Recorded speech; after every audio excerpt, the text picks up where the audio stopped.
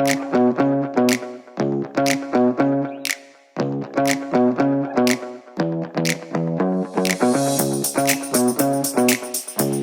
Rose, thanks for being here. Thanks for having me. So again, Exploring the Trails podcast, we're interviewing different residents, different vendors here just to make sure we get the word out on what's going on in Valencia Trails. And in this episode, I really wanted to focus a little bit more on you as the board president and kind of what's going on behind the scenes of the board. So hopefully I can make it interesting. All right, good. So why don't you start out by telling me a couple things that people may not know about you? Oh, that's interesting. I have two sons. Okay. One in Maryland and one moved down to Miami who just got married. Congratulations. Thank you. It's one of the reasons we changed the board meeting in January. All right. Well, I noticed I wasn't invited, but sorry about that. My youngest son is a physical therapist who helps me out quite a bit after all my pickleball injuries. All right. So that's good to have in the family. It is. So why did you decide to run for the board? There were things that were, I don't know, there's a tone in the community that was kind of nasty, I think, online. It didn't translate to what I thought the community was really like. Mm-hmm. I walk around, I see everything, it's nice. People are playing the different sports and bocce and some in tennis and pickleball. And what's happening online didn't seem to translate, and it seemed to be attacking some of those things. Mm-hmm. So I just wanted to come and help preserve what we already had. All right. Well, that's great. So maybe tell us a few things that people may not expect. What surprised you about being on an HOA board? I've never been on social media. What surprised me is how much, even though I'm not on social media, all my friends and relatives in some cases send me information that's happening and ask me to respond to it. So it surprises me that I have to do that. And it seems to waste a lot of the board's time. Okay. So. All right. So here's a few questions I kind of in that same vein of what residents may not know. How much time does serving as the board president really take? There's two answers to that. I say it doesn't take as much time. Andrew would say it takes all my time. Probably about 4 hours a day in the morning. Okay. I try and do that mostly before everybody wakes up. Okay. So it does take a lot of time. All right. What are some of the biggest challenges that the board faces that residents may not see? There are actually quite a few legal hurdles that go over to change any kind of rule or put anything in place. Mm-hmm. And so there's a lot of time in the background, even before we go to the lawyers, that we're trying to make sure we get everything right, I think. And the fact that we can't talk to each other in person as a group is a hard thing to do. That's interesting, isn't it? So it makes it difficult to actually get opinions from everybody when you can't see their face. Mm-hmm. So that's a difficult challenge to do. So with that in mind, how do decisions actually get made on the board? I think people would be interested to hear that. So actually via email and text. Mm-hmm. So one of us will throw an email out and saying, hey, listen, this is coming up in the meeting. Here's my opinion on it. And try and gather everybody else's opinion. It's typically a decent dialogue between us all.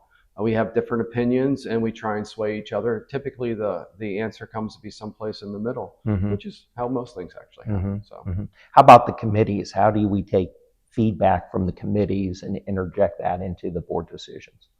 Right now, some of the committees are just getting off the ground. So like the amenities committee and the communications committee are just getting their feet wet. They're taking information from the residents and they're voting on it. They're trying to mature the ideas. And then they're bringing a list of items to us. Okay. And then we float them with each other via email and say this warrants merit, or this is put on the back table for later. Mm-hmm. There's so many things that come out of this on a daily basis. I think this week alone, little things that people have asked at different committees seem like insignificant items. A trash can here. I forget, there's a couple other things like that. Trash can here, a mm-hmm. bike pad someplace else. And they're all great ideas. But in 1 week, I've gotten over $10,000 worth of requests. Right. And I don't think anybody wants us to manage the community by $1,000 increments. So we're just trying to put everything in a bucket and then bring it to, what's a big picture thing? All right, here we go. Okay. What about the role has surprised you? Probably how little authority that you actually have. Okay, so most of the job has been about trying to get consensus from people and making sure that we have 3 of 5, 4 of 5, or 5 of 5 in most cases. But it's really about building a case based upon whatever one of us wants to get done on behalf of the community. So the hardest part has been trying to build consensus. All right. So one of the things that I've noticed is we tend to get a lot of complaints at the front desk or through Jessica. This is me talking. Okay. I would say some of those complaints are very helpful, great feedback, good ideas. Other complaints, not really valuable, let's just say. What would be your advice to the community when they're thinking about giving feedback or advice? What type of advice or complaints, feedback are you looking for? I'm looking for the problem, not the complaint. Okay. So a lot of times before I was on the board, when something went wrong, I would try and figure out how to fix it myself first, or bring a solution to the community or to the board, as opposed to ask someone to solve my problem for me. So I would like suggestions versus complaints. I would because we all want to get these things done, and there's some merit there to everything. It's just that it's hard to hear sometimes when someone's complaining. Yeah, so that's fair. That's fair. Somebody recently put a complaint in on me about these podcasts, no less. And, really? And the complaint was that they're just not that good. Well, this one will prove that back. So help me out here, Lewis, will you? Because I'm doing my best. I'm not going to be able to help you in that one. So what would you say is one action that you've taken since being elected that you're most proud of? So I tend to think about things, being proud of them, as time passes. Okay. So I like to let time pass, but I think if I had to choose one thing right now, it would be the Crave contract. Okay, good. Well, tell me more about that. So before we got elected, actually the day after we got elected, I met with Crave for the first time. Our contract actually was either we were out of contract or soon to be out of contract with them and operating on just good faith. I got to see their financials, and I noticed I was aware of that, and they were underwater. So they were losing money, which is counterintuitive, but we can talk about that. But the other thing is that we had just done the survey where most residents loved Crave. It seemed like the central point of the community, the employees, as well as just the food and the service they get there, and it's a good place to meet. It's true to its name. It's where we gather. Yeah, there you go. Yeah. Someone thought wise. Wow. The other thing about that is that the employees had a different demeanor then too. They actually didn't have an idea whether they were going to have a job, and I was confident that we were going to lose the restaurant shortly after the first of the year. Through no malice or no intent of anybody. It just wasn't a working model for them. So I was pretty happy that when you and I sat down and we were able to negotiate a contract with Crave, and it seems to be the employees' demeanor changed, and it seemed like most of the residents were happy with it as well. So good, very good. Let's stick on the gather thing for just a second. Okay. So talk a little bit about the finances, because we have had feedback that the contract price this year is higher than it was last year, and how should residents think about that? So when we first met with Crave and we found out that they were underwater, at least that last year, a couple factors came up. One is we have very high maintenance, very high employee costs. Okay. Right? Cost of employees went up dramatically last year. Cost of food went up dramatically last year. I think we feel that all in our go to Publix, you see that. Actually, over the last couple years, right? Exactly. But last year. But also the revenue in Gather went down last year. It was less than it was the prior year, surprisingly. So there's not many factors to deal with. The other thing to think about is the Gather needs a staff for the clubs coming in at any time. So the restaurant looks empty, but it's staffed, ready to go, and it has to be that way to give the service that the residents want. So the costs are sometimes higher in that. Yeah. What you don't see is that staffing behind the scenes that you have to do, the cost of the food. So this is an amenity. And if you look at other Southwest Florida communities that are that have restaurants like ours, they spend between 5 and 15% of their annual budget on amenity, the restaurant amenity. We spend 11%. So that's a great number. We also had, when we went into the contract with Crave, we wanted to make it a partnership. So we understood what their gap was. We found a negotiating point that was north of middle of what their loss was. So we weren't giving them everything that they needed or that they asked for. But what we did do is go into a partnership that says, we're going to try and help you make money any way you can, right? Pre-function areas open when the restaurant gets closed, when the restaurant gets full. They're starting to do that.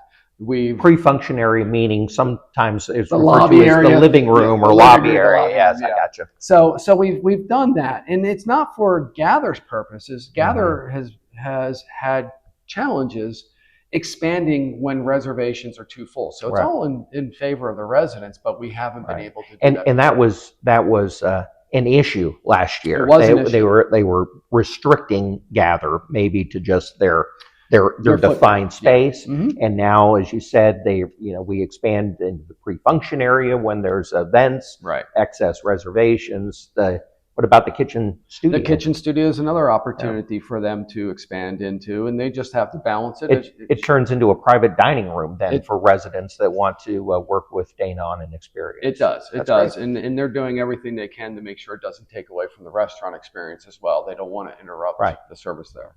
And then just the general being able to get the rates in place for the different club room and the restaurant rentals too, other opportunities for them to generate revenue. So we challenged them to do things. We offered the opportunity to support those things, so that they could make more money. And January was the first month of seeing their books, and they made $15,000 for the first month. I think it was the highest revenue month since they started. That's been fantastic. So. The nice thing is that it didn't overshoot the subsidy that we added. Right, it was still less than the subsidy, which shows that we didn't overfund this. And the plan is that everything above a certain net profit, we share in 40% of that. Reducing the subsidy for next year. That's what we're hoping to do. Excellent.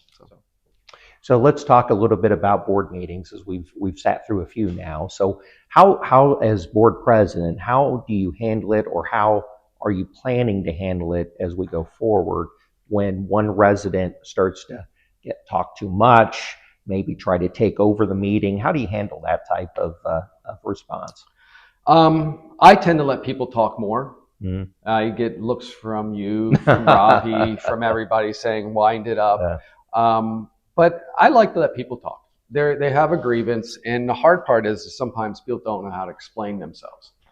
So they're either emotional or they're angry, but there's a little bit of a message that they want to convey in that. And most times people just want to be heard. They don't always want an answer, but if I'm quiet when someone's loud, I can actually hear what they're saying. Takes a little bit of the emotion out of the situation. So someone will say that I'm letting people talk too long, but that's sort of what I like. We had a Zoom meeting, and we were talking about the rules for the social hall rental and the rental policies. And that was a unique board meeting. And this is me talking now, but because the feedback we were getting was in real time, and I think it really shaped, kind of our thought process as we were going through that. So yeah, I think it's actually the first one where we publicly changed our opinion in mass based upon feedback from the community. Right. So I mean, it feels healthy. So I agree with you. I wish we would have more of that. Yeah. What's been the most rewarding part of serving, do you think? Actually, and this was part of what being on the amenities committee too, the number of people that have come up to me and just thanked me and referred to the board as for what we're doing. I don't think we're doing anything special. I think we're just representing other people.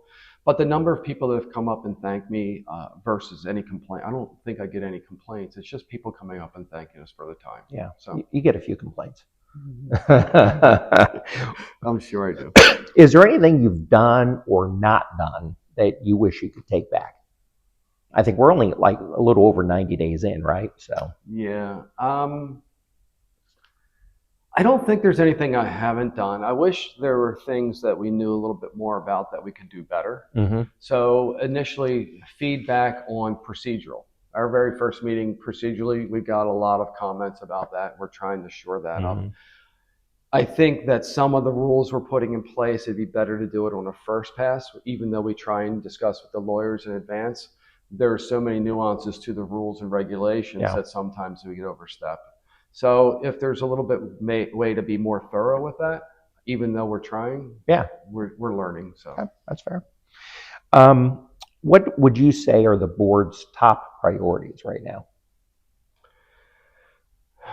So the top priority, I think, is making sure we have all the vendor relationships in line. I think we're good with most of that. So we have the vendors for the court sports. We have the vendors for Crave and Gather. We haven't really done much with the spa, and we haven't done much with lifestyles yet, or not lifestyles, but fitness. Okay. So I think we want to focus on those relationships to make sure we have good partnerships there. So I think that's probably the next couple of steps. We want to keep people engaged in the community, and those are two areas that we need to put some time into. No, very good. How important is it, do you think, for us to pass this resale transfer fee? I think it's tremendously important. Everybody's looking at almost everything in the community. Everybody wants something more. And the only way to get that is by having funding to do that. We can vote on it later to make sure it's the right thing to do. But I guarantee you almost every resident could look at something and say, I wish I had more here. Yeah. So I think the only way to do that and make it affordable is to have new incoming residents invest in the community just like we did. Yeah. So. Yeah, the biggest challenge that I see is I have not heard very many people opposed to this. Right. But just getting enough votes to pass the 2/3 majority is going to be difficult. That is a challenging thing to get 66% of people to do anything. Right. Right. Just actually the vote is going to be a challenge, I think, maybe. So that puts a little perspective on anything else we need to pass in the future. We got to get the residents engaged enough to at least be able to vote on this stuff. Well, and we may do it with multiple items on it as well. So there's a little something in there for everybody to be interested in. So not just the resale fee, but maybe if we're making expansion someplace or another, or changing a rules or regulations, maybe we can put several things on the ballot so that we get a broader audience. Okay. So let's talk a little bit about the Trails Forward Task Force. Okay. So that's a new item that's come out. What are you trying to accomplish with that, or what's the board trying to accomplish with that? So I think the one thing the board shouldn't be doing is running day to day, right? We should be looking forward 3-5 years. We should be trying to maximize items of interest that improve the home values in the neighborhood, right? As well as the engagement of the residents. So I think what it's trying to do is get us out of the day to day. The landscaping obviously has issues. There's little things that need to be changed. Keep the grass green, keep the pools heated, keep all that stuff. Icon's doing a great job at that, and we're making strides in making that better. This is really about how do we make sure that the 5 to 10% of people that aren't engaged in the community can become engaged? Is it accessibility for the sports courts? Do we need handicap access? Do we need shade in different areas? Do we need more pickleball courts? Do we need more bocce courts? Do we need things that we don't have that are major that would change the home values here? We travel to many communities for different events. We go play pickleball. We go watch our spouses play pickleball. And in these communities, I love to see what they've done to transform these things. In some of the areas, we were at one yesterday where they had the restaurant in the middle of all the sports courts. It seemed to create a very different gathering spot than we have. We have the pool, which is beautiful, but there seemed to be a different type of community center that people would come to. So I think it's just finding ideas that are 3 to 5 years out, getting a group together that can represent, one, the broader community, understand the financial impacts on the home values, understand how to run contractors, identify contractors, getting a broad set of skills that we have in the community and getting them employed, and then figuring out how to sell it to everybody, which is going to be back to the vote. That's going to be a tough one. Yeah.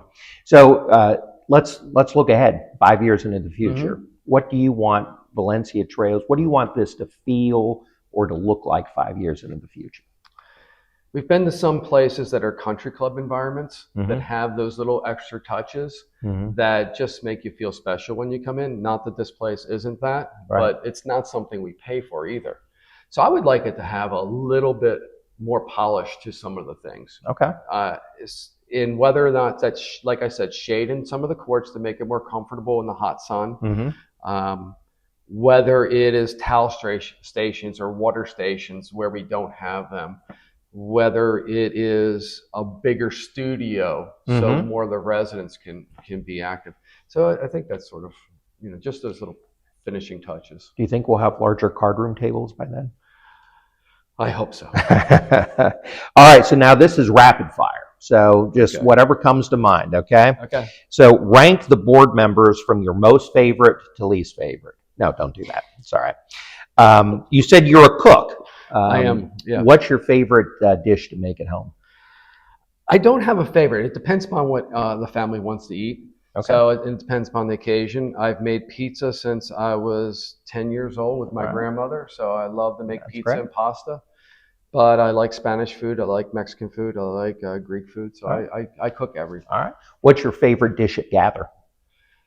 I actually like the filet. All right. Filet. Flagpole. Why are you against it? No, just kidding. I lean against it. I don't. Day on the boat or a day at pickleball? Boat. Mixed doubles or men's league? Mixed doubles. All right. Best day as president so far?